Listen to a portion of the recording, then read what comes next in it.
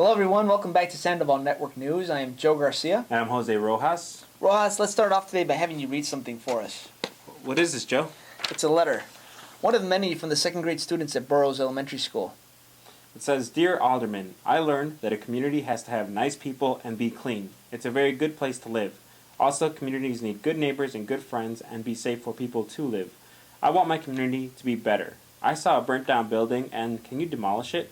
Please do something about the building on 36th and Rockwell. Your friend, Javier Lopez. What's going on here, Joe?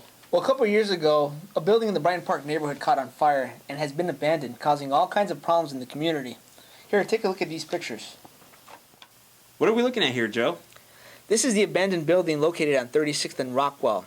I can see that the city has done a good job by taking down the graffiti, but more often than not, the building is covered with gang symbols. Wow, that fire really tore through the house. It really was an unfortunate incident. The abandoned building has become a danger to the community. Local residents claim that for years, it's become a haven for gang activity and drug trade. And to make matters worse, Burroughs Elementary, which services children's grades pre-K to 8, is just a block away.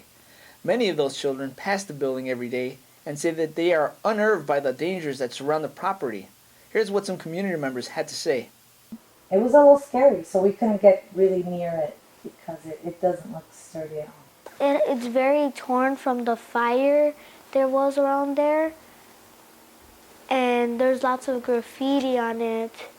I heard them say, like, from the fire, there might be no ground right there, and you just fall into the basement. That's what I heard them saying.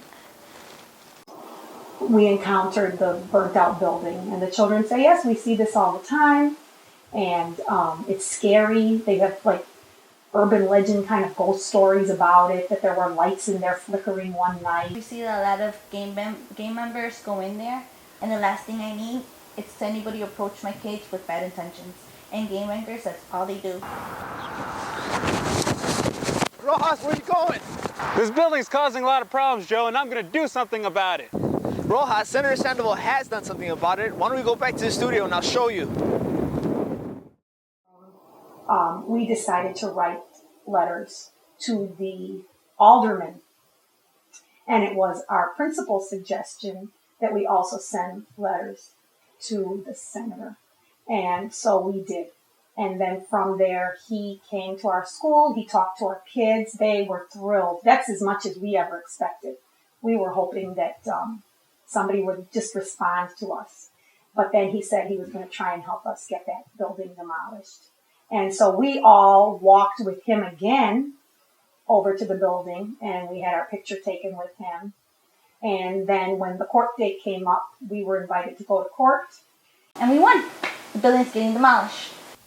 You see, Rojas, everything has already been taken care of. But I gotta say it was a touching moment in court when Judge McGinn leaned over his stand and gave young Fernando his personal guarantee that that building was going to get demolished. I think it was amazing. I think for him to receive letters from second graders and him responding, I think that says a lot about him.